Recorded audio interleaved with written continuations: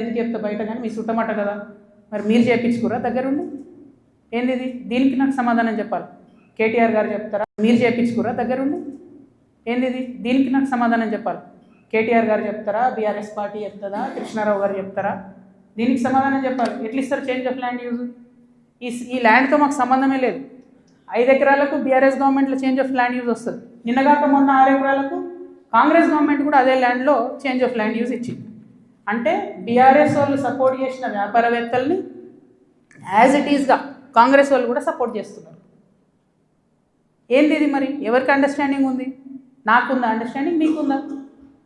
మీ గుంపులు ఉన్న మనుషులది ఇగో ఇదే ఏవిరెడ్డి గారితోని నవనామి వెంచర్స్, ఇదే ఏవిరెడ్డి గారితోని పోచంపల్లి శ్రీనివాస్ రెడ్డి అనేట ఆయన పార్ట్నరు. ఈయన ఎవరు దోస్తు, ఎవరు బినామీ? పొద్దుగాలు లేస్తే రామన్నతోనే ఉంటాడు, కేటీఆర్ గారితోనే ఉంటాడు ఈయన.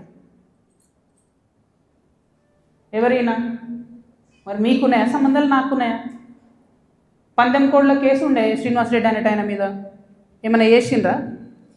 ఆయన ఫామ్ హౌస్లో పందెం కోడ్లు ఆడించారని అరెస్ట్ అన్నారు, పోలీసులు అన్నారు, ఏదో అన్నారు, చేసిండ్రా? ఎందుకు చేయలేదు మరి? అంటే ఎవరిని కాపాడుతున్నారు? ఎవరికి బంధుత్వాలు ఉన్నాయి? ఏదో ఆడపిల్లను ఊరుకుంటా మీరు తమాషా చేస్తా అనుకుంటారేమో, తోలు తీస్తే ఒక్కొక్కరిది పట్టుకొని చెప్తున్నాను. ఇప్పుడు కృష్ణారావు సంగతి చెప్తున్నా, పాపం చిన్నోడు యాక్చువల్లీ. ఈయన ఎన్నుకుండి ఎవరు ఆడిస్తున్నారు, ఆ గుంటనక్క సంగతి కూడా చెప్తా తర్వాత. కానీ కృష్ణారావు గారు నా మీద మాట్లాడంగానే ఇగో ఇంతమంది, ఇది కూడా పట్టుకోను కాగితం పైకి, అది పట్టుకోండి ఒకసారి, అది చూపి. ఇంతమంది బాధితులు వాళ్ళంతా ఫోన్లు చేసి ఎకరాలు ఇన్ని ఉన్నాయి అక్క, దయచేసి మాట్లాడండి అక్క. నిన్నటి నుంచి ఫోన్, ఓ దగ్గర 16 ఎకరాలు, ఓ దగ్గర 400 ఎకరాలు, CS 14 ల్యాండ్స్, మామూలుగా లేదు. ఒక దగ్గర ఎంత ఘోరం అంటే ఆఖరికి హైడ్రా కూడా పోయి పూలగొట్టింది. ఇక ఇంకొకటి క్లియర్గా చెప్తా పట్టు, ప్రణీత్ కన్స్ట్రక్షన్ ఒకటి ఉంది. ఎంత ఘోరం అంటే ఇది, ఇంట్లో కృష్ణారావు గారి అబ్బాయి, నాకు అబ్బాయి పేరు చెప్పడం ఇష్టం లేదు ఎందుకంటే ఆయన పాలిటిక్స్లో లేడు కాబట్టి, కృష్ణారావు గారి కొడుకు ఆయన డైరెక్టర్గా ఉన్నప్పుడు ఈ 70 ఎకరాల వెంచర్, పెద్ద వెంచర్, 70 ఎకరాలు మీకు కనబడుతుంటుంది. మొత్తం విల్లాలు కట్టిరు, ఇది పట్టుకోలేదు, మొత్తం విల్లాలు కట్టిరు, అన్ని A to Z విల్లాలు కట్టిరు. ఇలా ఎన్ని అలిగేషన్స్ ఉన్నాయంటే, ఇక్కడ నేను ఎల్లో మార్క్ చేసిన రోడ్ మొత్తం గవర్నమెంట్ రోడ్, అది కబ్జా, అది లోపలనే ఉంటుంది, దాని చుట్టూ కాంపౌండ్ వాళ్ళు. ఇక్కడ అసైన్ ల్యాండ్స్ ఉన్నాయి, అది కబ్జా. ఈ మధ్యలో చెరువు ఉంది, ఈ చెరువు 10 ఎకరాలు ఉంది అని చెప్పి, 10 ఎకరాల చెరువు ఇది అని చెప్పి ప్రభుత్వం సర్టిఫికేట్ ఇచ్చింది. 2021లో ఇది అఫీషియల్గా రెరాకి ఇచ్చిన డాక్యుమెంట్. నేను మీలాగా ఆగమాగం ఎడ్డెడ్డి మాట్లాడా, దొంగ డాక్యుమెంట్లు చూసి అసలే మాట్లాడా. 2021లో మీ కంపెనీ నుండి మీరు రెరాకి ఇచ్చిన దాంట్లో మా వెంచర్ మధ్యలో ఉన్నటువంటి చెరువు 10 ఎకరాలని మీరు చెప్పారు. అయిపోయిందా? అదే మళ్ళీ 2021లో 2024 వచ్చే వరకు ఏమవుతుందంటే ఆ చెరువు 6 ఎకరాలకు వస్తుంది. అంటే 4 ఎకరాలు ఎవరు మింగిన మధ్యలో, ఇది 6 ఎకరాలని మళ్ళీ అఫీషియల్గా ఇరిగేషన్ డిపార్ట్మెంట్ ఇచ్చింది. ఇప్పుడు ఇంకా ఘోరం ఏంటంటే, ఈ మొత్తం 71 ఎకరాల ఈ సామ్రాజ్యంలో చుట్టూ కాంపౌండ్ వాల్ కట్టింది. అంటే ఈ చెరువు యాక్సెస్ ఓన్లీ ఆ విల్లా వాళ్ళకు ఉంటుంది.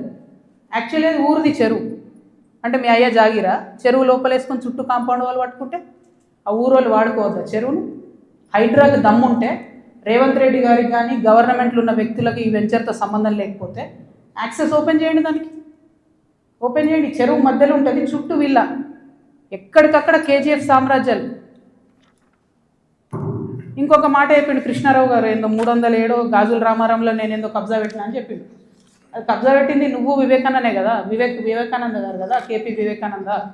ఎవరిని పోయినా చెప్తారు ఆడ అడిగితే. నేను కూడా పోయి వచ్చిన మొన్న హైదరాబాద్ పోయి కూలిస్తే. CS 14లో ఎట్లయితే నువ్వు చిన్న చిన్న పేద బిడ్డలని 80 గజాలు 100 గజాలకు ల్యాండ్ అమ్ముతున్నావో, దొంగ రిజిస్ట్రేషన్స్ ఆ కాగితాలు సృష్టించి, అట్లనే గాజుల రామారంలో కూడా అదే చేస్తున్నారు. 80 గజాలు 100 గజాలు పాపం వాళ్ళు కష్టపడి సంపాదించుకున్న డబ్బుతోని మీరు అమ్ముతున్నారు, దగ్గర ఉండవి మీరు అట్లా సెటిల్మెంట్స్ చేస్తున్నారు. ఇప్పుడు ఏమవుతుంది, సడన్గా హైడ్రాన్ మేము మాసంటోళ్ళం తిట్టగానే పోయి ఆడ పేదవాళ్ళ గుడిసెలు కూడా కొడతారు. మీకేం నష్టం అవుతుంది? ఆ పేదవాళ్ళ మీద కూడా మీరు ఏరుకుంటున్నారు పైసలు. అన్యాయం ఇది. 307 సర్వే నెంబర్తో నాకు సంబంధం లేదు. నా భర్త ఫోటో ఏదైతే చూపించారో దాని గురించి నేను ఇప్పటివరకు ఎక్స్ప్లెనేషన్ ఇచ్చిన. ఆ ఎక్స్ప్లెనేషన్తో పాటు కృష్ణారావు గారితో పాటు టీ న్యూస్ ఛానల్తో పాటు ఎలిమినేటి ఈయన పేరేంది మహేశ్వర్ రెడ్డి, అల్లేటి మహేశ్వర్ రెడ్డి గారికి కూడా లీగల్ నోటీసులు ఇస్తున్నాం.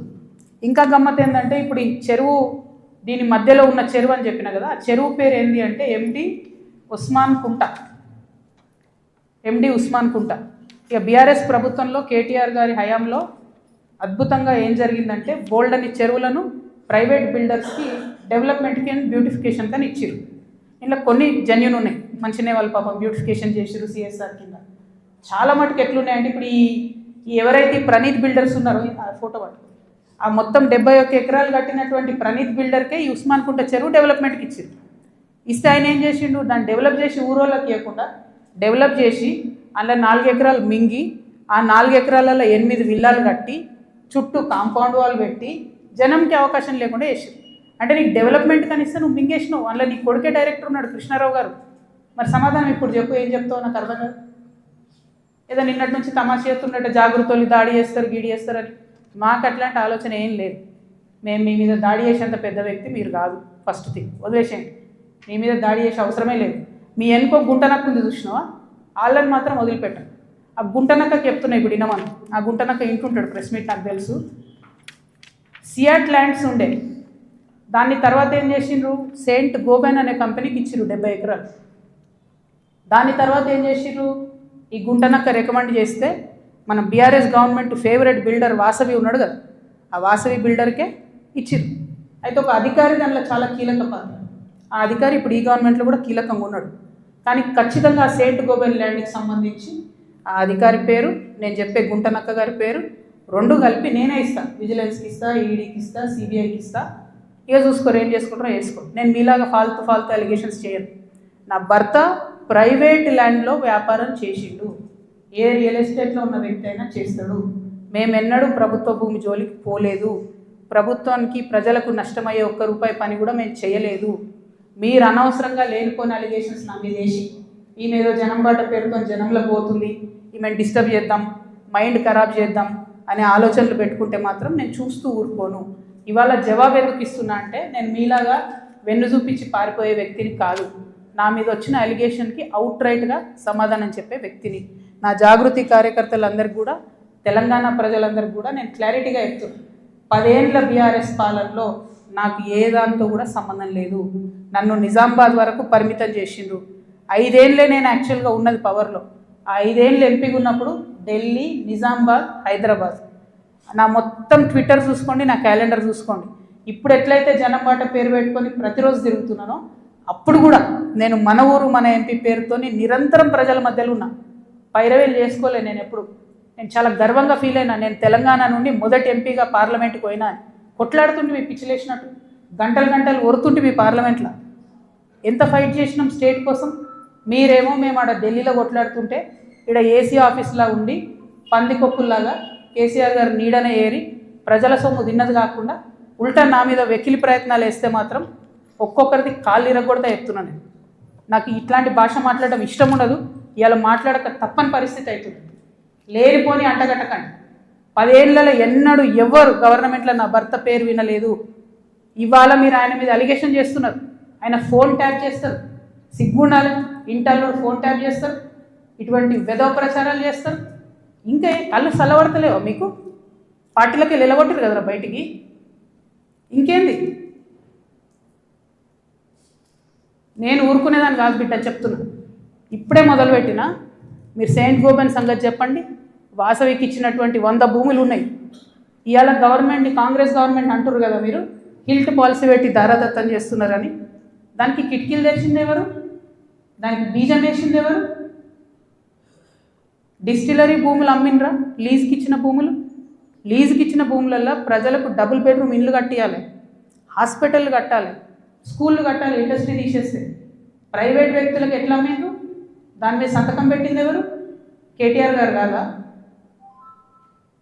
చాలా కంపెనీలు ఉన్నాయి. మీరు కూడా సెలెక్టివ్గా లీజుకి ఇచ్చారు కదా.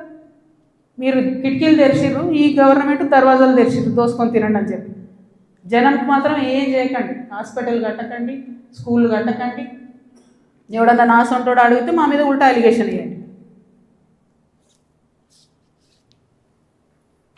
అల్టిమేట్గా ప్రజా జీవితంలో ఉన్నటువంటి వ్యక్తులుగా, ఒక ఆడబిడ్డగా, తెలంగాణ ప్రజల మంచి కోరుకునేటటువంటి వ్యక్తిగా నేను మీ అందరినీ కూడా రిక్వెస్ట్ చేసి చెప్తా ఉన్నాను. నా మీద బీఆర్ఎస్ పార్టీ ఏదైతే విష ప్రచారం చేస్తుందో, నా మీద, నా భర్త మీద, దాంట్లో ఇనుమంతా కూడా సత్యం లేదు. దానికి సంబంధించి అన్ని కాగితాలతో సహా నేను చూపించడం జరిగింది. ఇక ముందు కూడా నా మీద ఎవరు ఏ ఆరోపణ చేసినా నేను ఖచ్చితంగా జవాబు చెప్తాను. జవాబు చెప్పిన తర్వాతనే నేను ప్రజల పక్షాన నిలబడి వారిని ప్రశ్నిస్తాను. వారు మాత్రం జవాబు చెప్పకుండా వెన్నుపూస చూపించి పారిపోతూ ఉన్నారు. అది కరెక్ట్ పద్ధతి కాదు. మేమేదో మీ విఘ్నతకే వదిలేస్తున్నామంటే ప్రజలేం వదిలిపెట్టరు. టైం చూసి కర్రు కాల్చి వాత పెడతారు. మీరేం గొప్ప నాయకులు కాదు, పెద్ద నాయకులు కాదు. ఎంత పెద్ద నాయకులైనా ప్రజలకు జవాబుదారీ అన్న విషయాన్ని మర్చిపోయి మీరు ప్రవర్తిస్తే మాత్రం ఊరుకునేది లేదు. ఇది తెలంగాణ, ప్రజలు మేలుకుంటారు, ఖచ్చితంగా మాట్లాడతారు. Thank you. జై తెలంగాణ.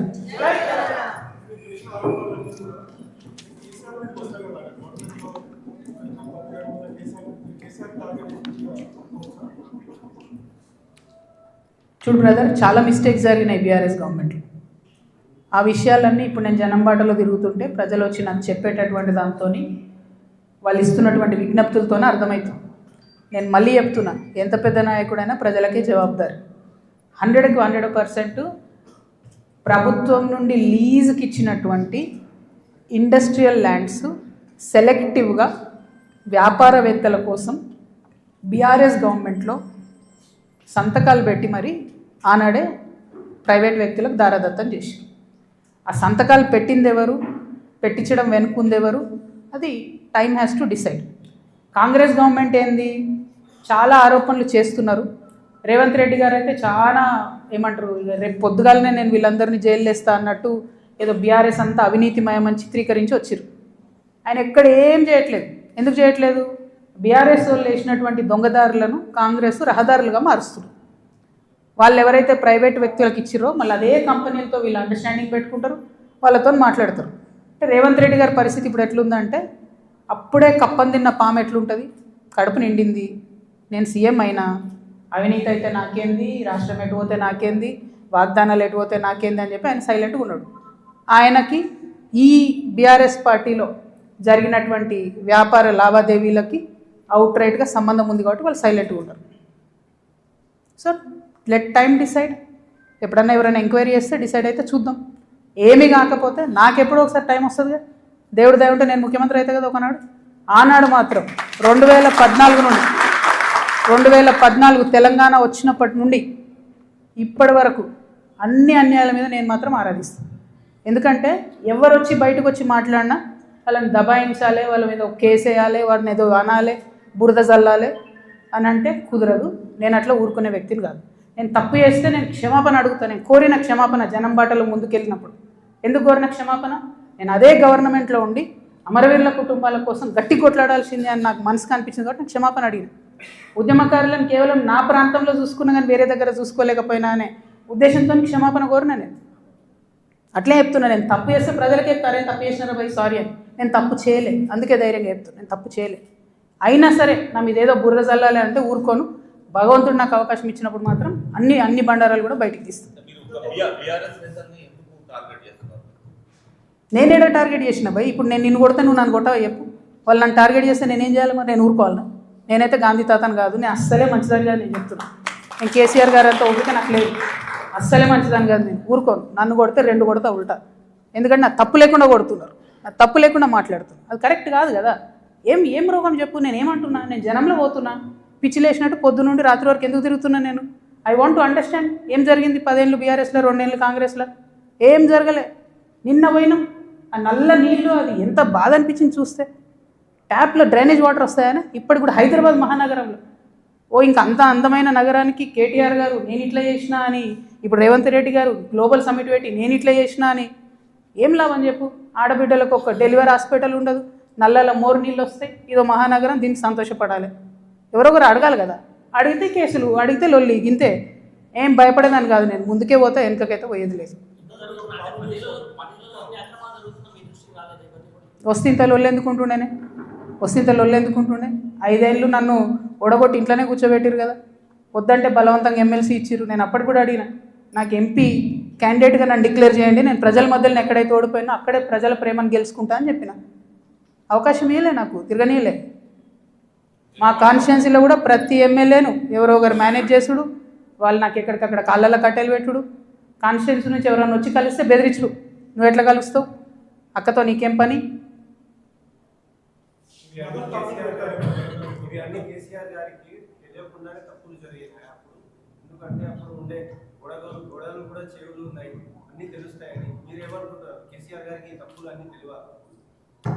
నేనేమంటున్నా బ్రదర్, కేసీఆర్ గారికి తెలుసా తెలియదా కేసీఆర్ గారు చెప్పాలి.